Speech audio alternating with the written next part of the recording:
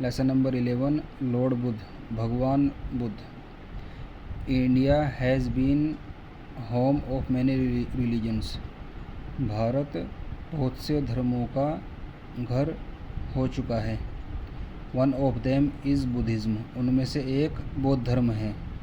The religion which is based on the teachings of Gautam Buddha, वह धर्म जो गौतम बुद्ध के उपदेशों पर आधारित है। The number of people who believed in it is nearly 40 crores, इस धर्म को मानने वाले लोगों की संख्या लगभग 40 करोड़ है। And moreover they live in many countries including Bhutan, China, Cambodia, India, Japan, Nepal, Sri Lanka, Thailand. और इसके अलावा वे भूटान, चीन, Cambodia, India, Japan, Nepal, Sri Lanka, Thailand समेत बहुत से देशों में रहते हैं।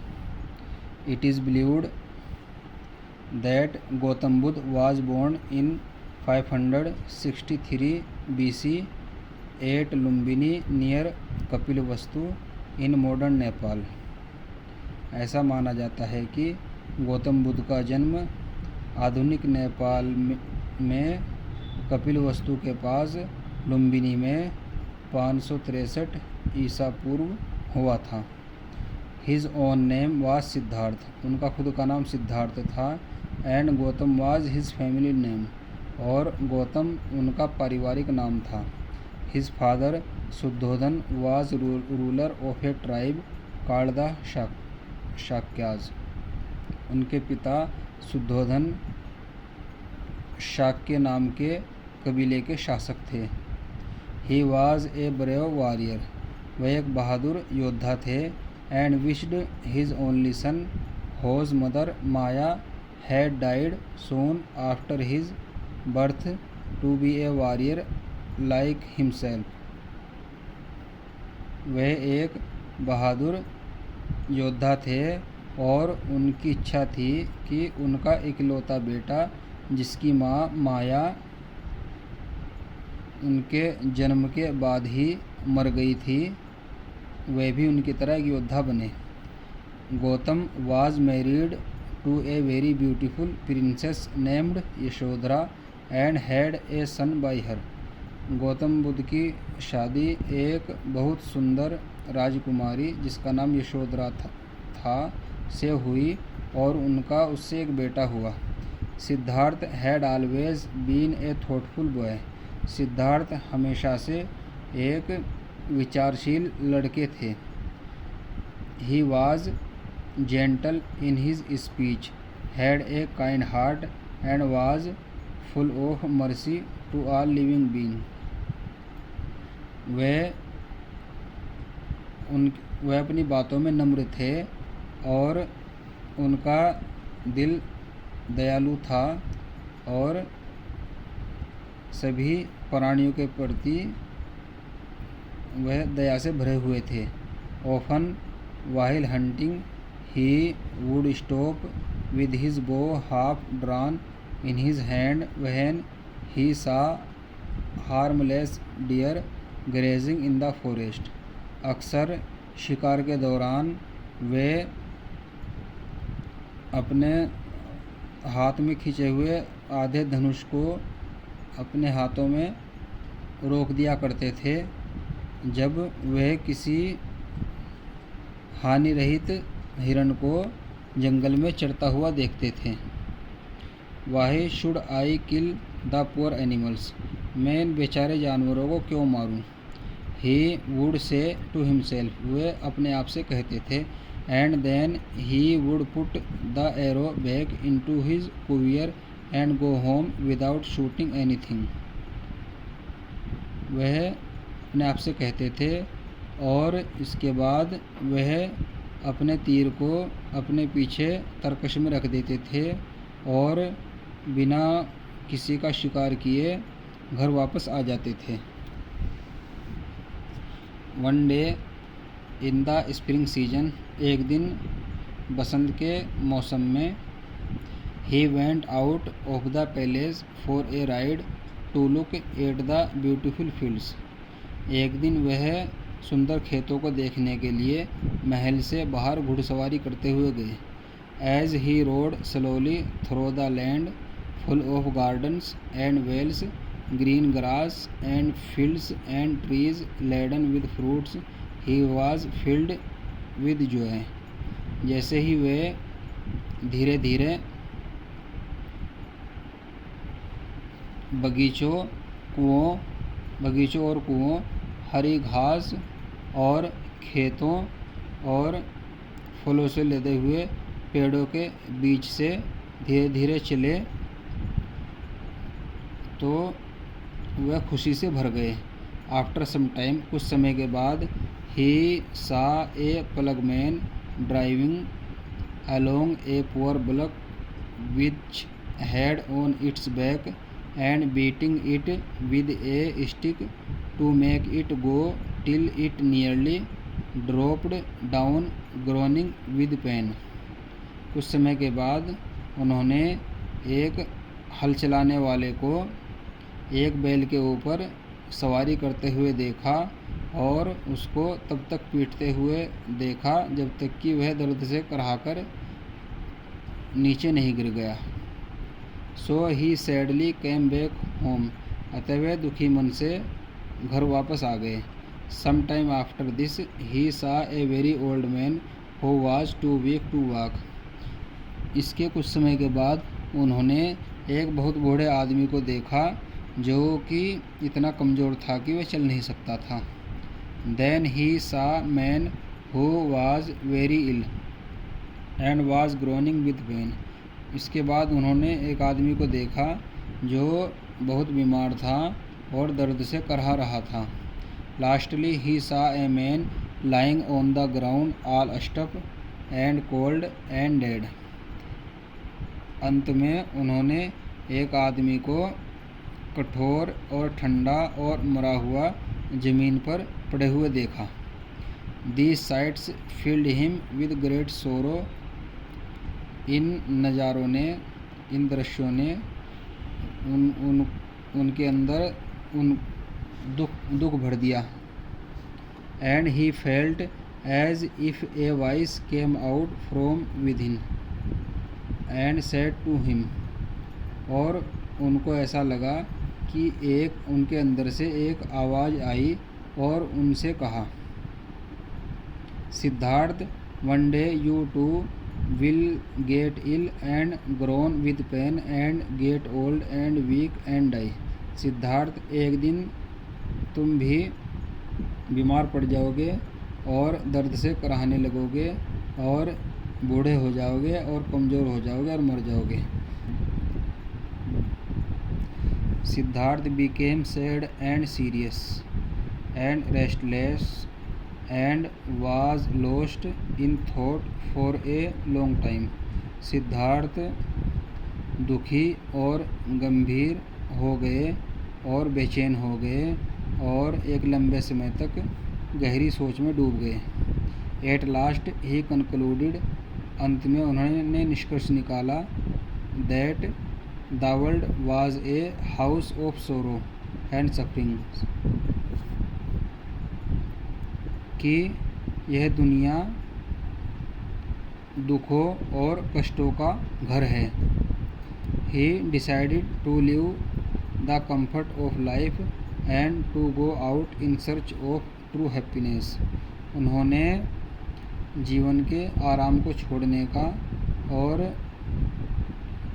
सच्ची खुशी की खोज में बाहर जाने का इरादा किया।